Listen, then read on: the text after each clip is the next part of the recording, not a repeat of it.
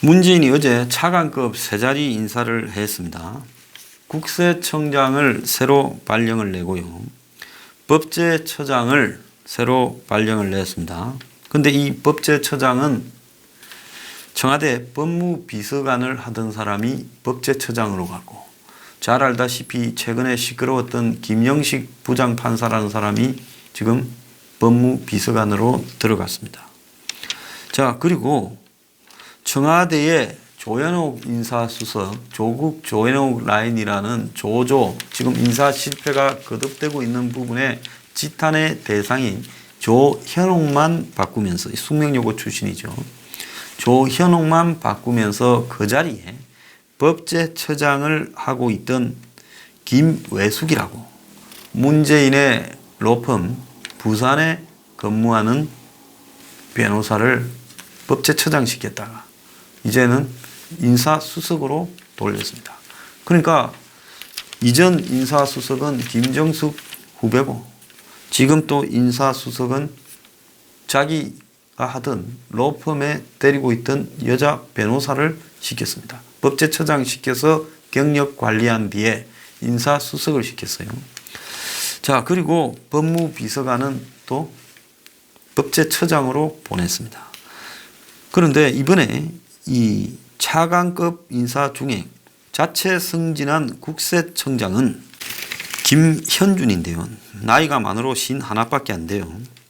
노무현 정부 시절에 민정수석실에서 공직기강 감찰과 인사검증 업무를 담당했다고 합니다. 자, 그러면서 당시 비서실장이던 문재인과 호흡을 맞추었다고 이야기를 지금 하는 인물입니다. 그러니까 결국은 자기가 비서실장하거나 민정수석할 때 데리고 있던 사람들, 자기 변호사 사무소 사람들, 이런 이해관계 있는 사람들을 전부 다 돌려가면서 계속 쓰고 있다는 거죠.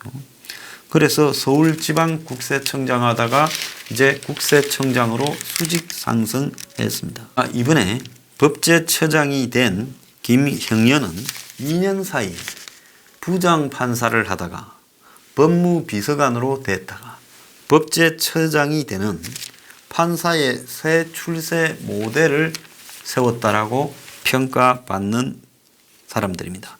김영현이 청와대 법무비서관이 법제처장으로 임명되자 판사들 사이에 허하고 헛웃음이 나왔다고 합니다. 자, 그래서 이번에 법무비서관으로 들어간 김영식이나 지금 법제처장이 된 김형현 법무비서관이 양승태 지금 구속되어 있는 대법원장 시절에 국제인권법 연구회 간사로 사법부 독립을 외쳤던 전직 부장판사였습니다. 이 판사가 문재인 정권 출범 2년 만에 부장판사, 법무비서관, 그리고 법제처장으로 초고속 승진을 했다는 거예요. 자, 사법부에서 청와대로, 청와대에서 다시 행정부로 3부를 2년 만에 넘나들면서 출세를 해버렸다는 겁니다. 자, 그런데 자리를 옮길 때마다 중간에 체면이라도 몇 주씩 좀 쉬어가거나 그만두고 좀 있다가 가는 게 아니라 곧바로 그냥 초고속으로 옮겨 다녔다라는 겁니다. 그래서 한 부장판사는 김영현 법제처장이 판사의 새로운 출세 모델을 만들고 있다 하고, 한 판사는 2년 전 김 처장이 청와대로 직행한 이후 판사 선배로 마음에 지웠다, 이렇게 말도 하고 있다는 겁니다. 자, 국제인권법 연구회 소속 현직 판사는 판사가 사직 후에 청와대 직행도 모자라 법제처장이라는 중책을 맡는 것은 아주 잘못된 선례를 남기는 거다. 법원에 근무하는 판사들에게 대통령이 임명하는 승진 인사가 있으니 너네들 우리 말 잘 들으면 얘처럼 출세한다. 너네들 평생 판사하다가 집에 갈래. 자, 그렇게 지금 신호를 주고 있다는 겁니다. 지방법원의 한 부장판사도 재판만 잘해서는 저렇게 승진할 수 없다는 것을 그 누구보다 판사들이 잘 알고 있다.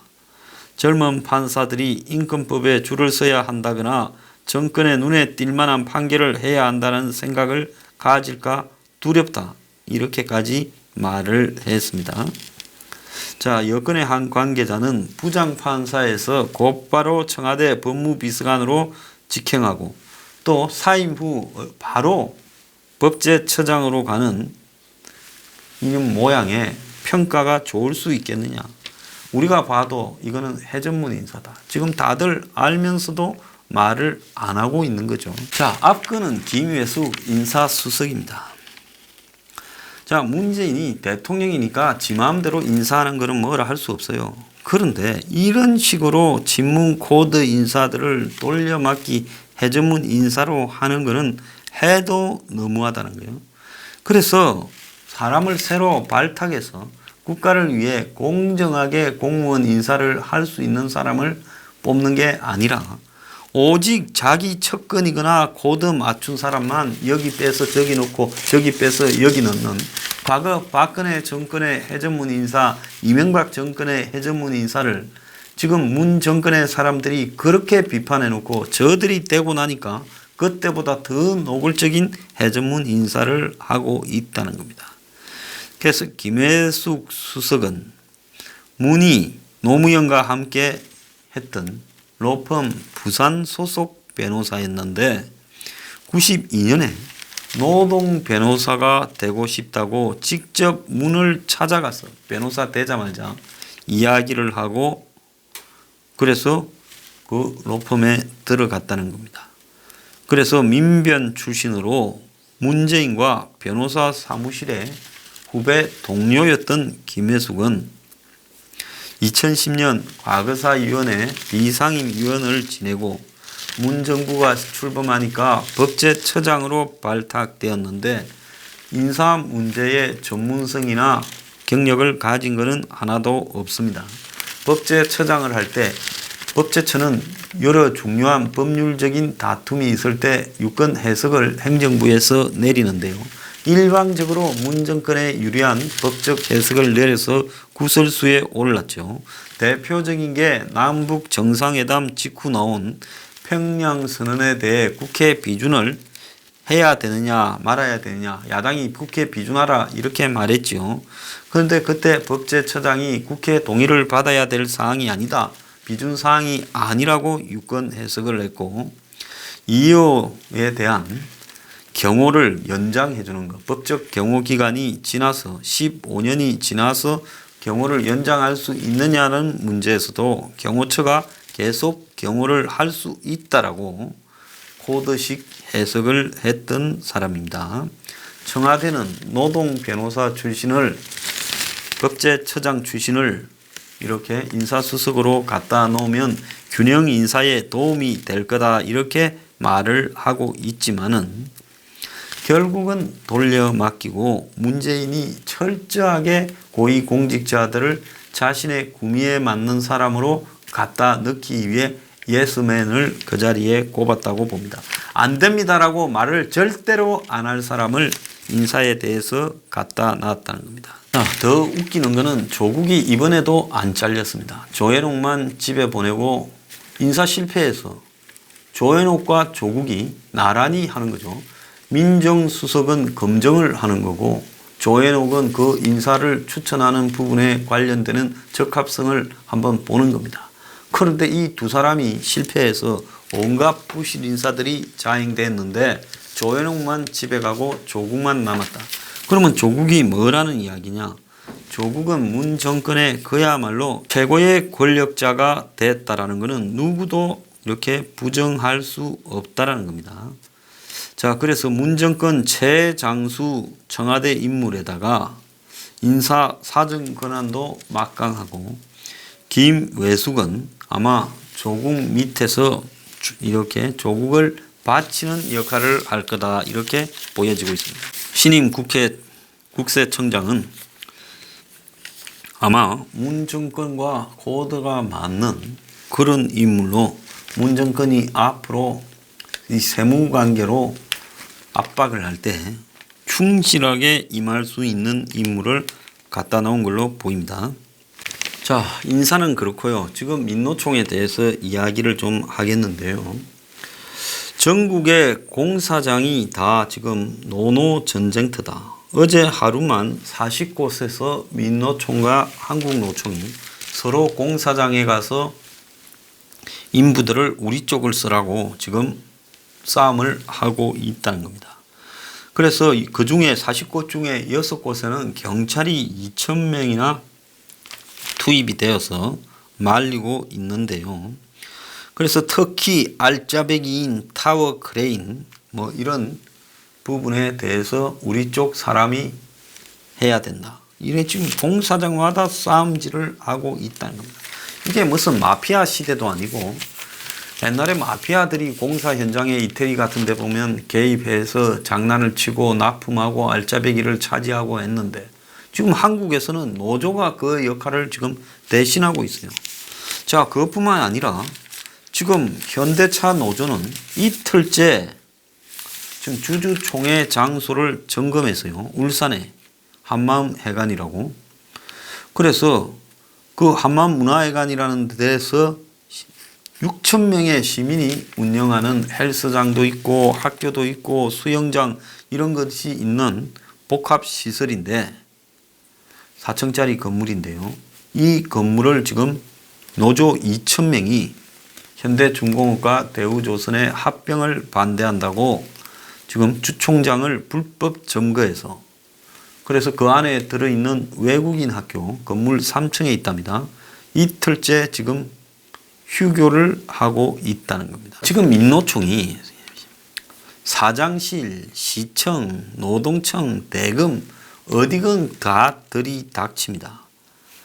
자, 그런데 이 민노총을 누구도 제어할 수 없고 방송국의 신문사의 카메라 기자가 촬영을 하니 실려 나가기 싫으면 좋은 말 할 때 꺼져라 이렇게 이야기를 하고 이 민노총이 점거한 현장에 출동한 경찰 1,200명은 멀찌감치서 떨어져서 구경만 하고 있고 현대중공업 측과 그 다음에 상가, 상인들은 수차례 강제 퇴거를 시킬 것을 경찰에 요청했지만 경찰은 개입 필요성이 적다라고 지켜만 보고 있다고 합니다. 그러니까 지금 민노총 집회 중에 국회에 난입을 한 일이 좀 얼마 전에 있었죠. 그래서 그때 국회 담을 무너뜨리고 난입한 것과 관련해서 경찰이 얻어맞았다. 경찰 폭행과 기물 파손으로 지금 6명에게 구속영장을 청구했습니다.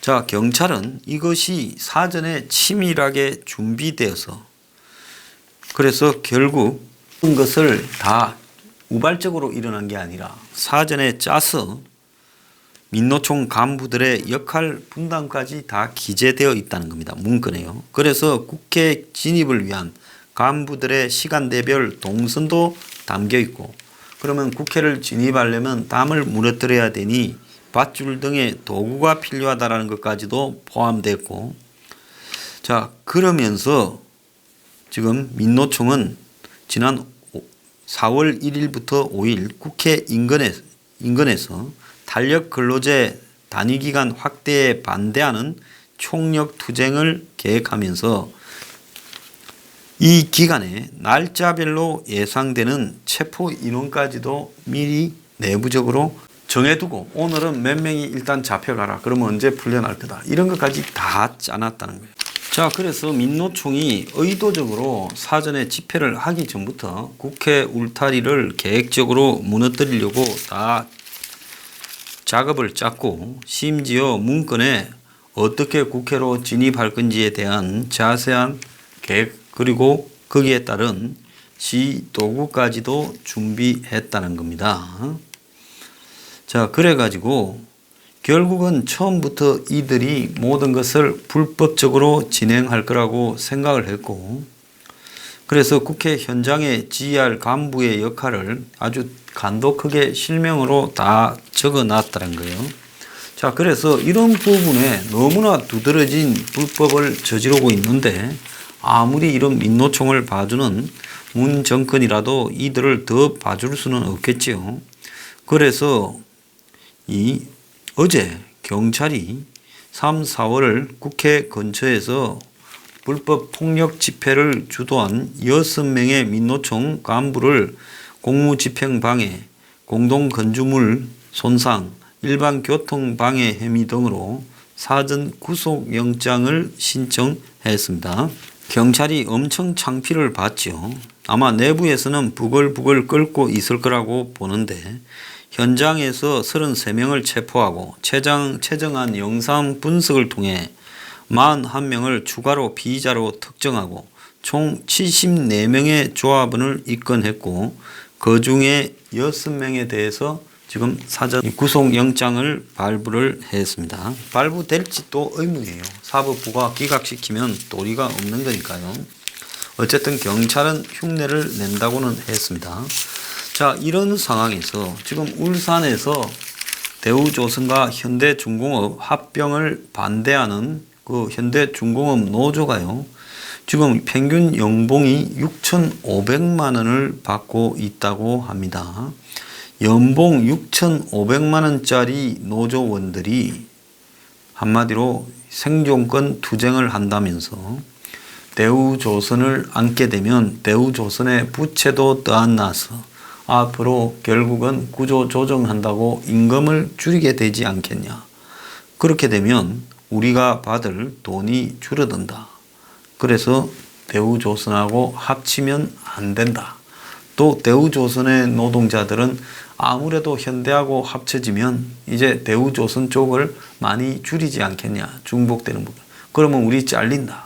한 사람은 월급 깎일까봐, 한 사람은 잘릴까봐. 그렇게 월급 평균 6,500만 원을 받는 사람들이 저렇게 죽으라고 데모를 하고 있고, 서울에서 벌어진 시위에 한 명은 눈을 다쳐서 지금 좀 있으면 실명할지를 판단한다고 합니다. 또 이 반면에요.